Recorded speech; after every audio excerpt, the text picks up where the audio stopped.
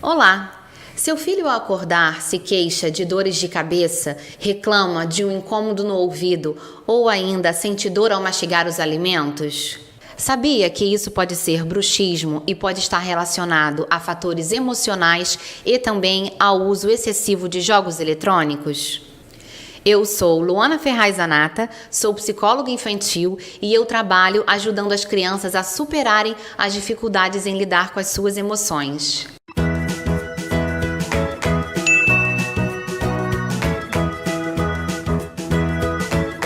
Se você quer saber como ajudar seu filho nesta situação, assista essa entrevista até o final. Eu estou aqui com a doutora Clara Benritter, que é odontopediatra e que vai falar um pouquinho pra gente sobre o bruxismo infantil. Ela que também faz um trabalho lindo no seu consultório com as crianças, que fica aqui em Florianópolis. Então, doutora Clara, eu gostaria que você começasse se apresentando para as pessoas que estão assistindo essa entrevista e que falasse também sobre o trabalho que vem desenvolvendo. Então, eu sou a doutora Clara Benritter, eu trabalho na área da odontopediatria aqui em Florianópolis e eu ando recebendo muitos pacientes com uma desordem que se chama bruxismo. O bruxismo é uma desordem causada por movimentos repetitivos dos músculos da face que fazem com que a criança ranja, bata ou aperte os dentes durante o dia ou durante a noite. Geralmente, durante o dia, o bruxismo se manifesta mais na forma de apertamento. Existe uma forte ligação entre o bruxismo e os fatores emocionais, como, por exemplo, a ansiedade, um grau elevado de estresse e o próprio TDAH. E, doutora Clara, eu gostaria que você falasse um pouco mais sobre as outras causas e também quais são os sintomas para que os pais possam estar em alerta.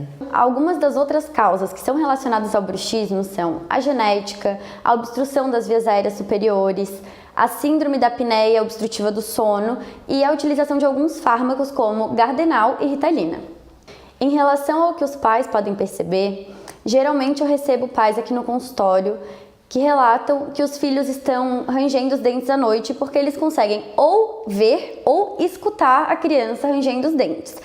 Mas essa não é a única forma de diagnosticar o bruxismo. Algumas crianças que não dormem com os pais acabam chegando no consultório já com facetas de desgaste nos dentes. Então, os dentes já estão menores, mais retinhos, de tanto que a criança arranja os dentes. Então, a gente acaba fazendo várias perguntinhas aqui no consultório para ver se esse desgaste não é causado por alguma outra coisa, como erosão, por exemplo, que é quando a criança ingere muitos ácidos. E, fechando o diagnóstico, nós partimos para o tratamento. Mas o diagnóstico em crianças ainda é um pouco mais difícil do que em adultos, principalmente quando o bruxismo é só de apertamento, que acontece durante o dia, porque a criança não sabe que ficar apertando os dentes todo dia é errado. Então, geralmente, a gente acaba descobrindo só o de rangimento, o de apertamento é mais difícil. E justamente pelo fato de nas crianças o diagnóstico ser um pouco mais difícil, eu acredito que cabe aqui um trabalho de prevenção, né? Então, observar se essa criança não está com uma rotina muito agitada, observar se as responsabilidades que ela está tendo está de acordo com a idade dela, também ajuda na questão da prevenção contra o bruxismo. E, doutora Clara, como é feito o tratamento? Então, assim, a primeira coisa e a coisa mais importante que nós devemos fazer é ver qual é a causa desse bruxismo. Então, se for necessário encaminhar essa criança para um psicólogo, para um otorrino, para um médico do sono, nós vamos encaminhar e vamos tratar a causa, a coisa mais importante. Depois, nós temos que ver os dentes da criança, ver se o desgaste já está tão grande que é necessário utilizar uma placa interoclusal, que nós chamamos, que é uma placa feita de resina acrílica, uma placa rígida, que vai ser usada na hora de dormir para proteger os dentes da criança do desgaste. Geralmente, essa placa não é utilizada na dentição decídua, que é a dentição que a criança só possui dentes de leite. Ela é mais utilizada quando a criança começa a trocar os dentes pelos dentes permanentes e fica em uma dentição mista. A placa não couber mesmo dessa forma, nós podemos trocar a placa. É melhor gastar um pouco mais de dinheiro, mas proteger os dentes dessa criança. Até porque agora já são dentes permanentes que não serão trocados por outros. Algo que é muito importante também, se tratando de bruxismo infantil, é a questão da higiene do sono.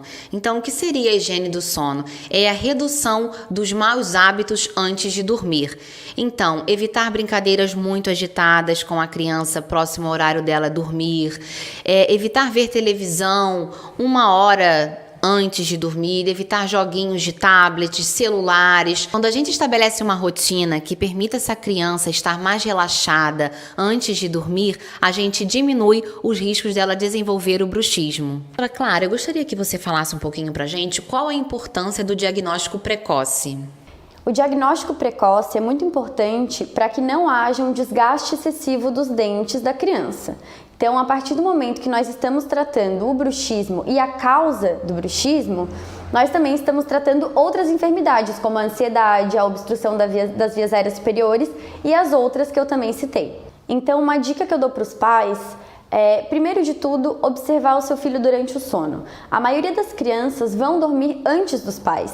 Então dê uma observada no seu filho, vai lá na cama, vê se ele está rangendo os dentes, se ele parece muito tenso, com a musculatura da face muito apertada, apertando esses dentes. E além disso, levar a criança com uma certa frequência no dentista também impede que ela tenha um desgaste excessivo, porque a partir do momento que a criança chega no consultório com um desgaste inicial, nós já podemos iniciar o tratamento e prevenir que um desgaste maior aconteça.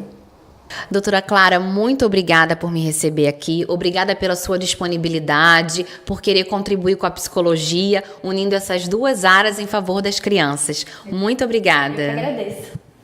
E para você que assistiu essa entrevista, muito obrigada. Curtam e compartilhem com as famílias e até o próximo vídeo. Um beijo!